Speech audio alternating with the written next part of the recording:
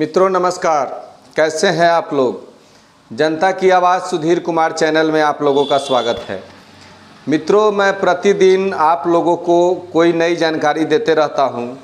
सरकार से संबंधित जानकारी, आपसे जुड़ी हुई जानकारी देते रहता हूं। इसी क्रम में आज मैं एक आपको रोचक बात बताने जा रहा हूं कि जो ध्वज संहिता जो बनाया गया है हमारे संविधान में, उसमें बदलाव किया गया है। जो हमारे तिरंगा झंडा के संबंध में कुछ नियम बनाए गए हैं, उस नियम में बदलाव किए गए हैं। अब रात में भी आप तिरंगा झंडा फहरा सकते हैं। पहले था कि दिन में ही तिरंगा झंडा फहराना था, अब रात में फहरा सकते हैं।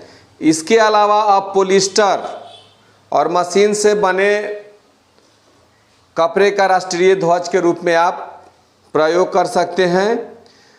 पहले खादी के कपड़े का इस्तेमाल इसमें किया जाता था।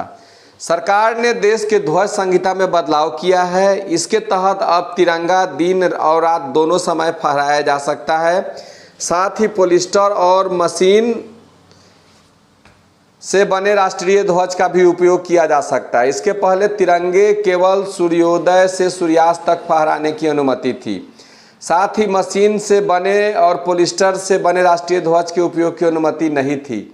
सरकार ने यह कदम ऐसे समय में उठाया है जब आज़ादी का अमृत महोत्सव के तहत 13 से 15 अगस्त तक हर घर में तिरंगा अभियान शुरू करने जा रही है। सभी केंद्रीय मंत्रालयों और विभागों के सचिवों को लिखे एक पत्र में केंद्रीय गृह सचिव अजीत भल्ला ने कहा कि भारतीय राष्ट्रीय ध्वज का प्रदर्शन, फहराना और उपयोग भारतीय ध्वज संहिता 2002 और राष्ट्रीय गौरव अपमान निवारण अधिनियम 1971 के तहत आता है। पत्र के मुताबिक भारतीय ध्वज संहिता 2002 में 20 जुलाई 2022 के एक आदेश के जरिए संशोधन किया गया है। अब भारतीय ध्वज संहिता 2002 के भाग 2 के पैरा 2.2 के खंड 2 को अब इस तरह से पढ़ा जाएगा, यानी कि उसमें ध्वज संहिता में बदलाव कर दिया गया है।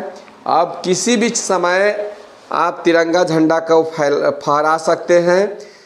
यह झंडा हमारे देश की शान है और देश की शान ही नहीं, आपके अंदर एक राष्ट्रीय जज्बा जो है, देशभक्ति के प्रति जज्बा को बढ़ाने का काम हमारा ध्वज करता है। और जहाँ भी हमारा ध्वज फहरते रहता है, हमारा सीना जो है 56 इंची नहीं 108 इंची का हो जाता है। चूँकि किसी भी देश का ध्वज जो होता है उसके राष्ट्रीय शान का प्रतीक है। और हमारे तिरंगे की बात तो निराली ही है। इस तिरंगे को फहराने में, इस तिरंगे को देश में स्थापित करने में हमारे कितने शहीदों ने बलिदान दिया था।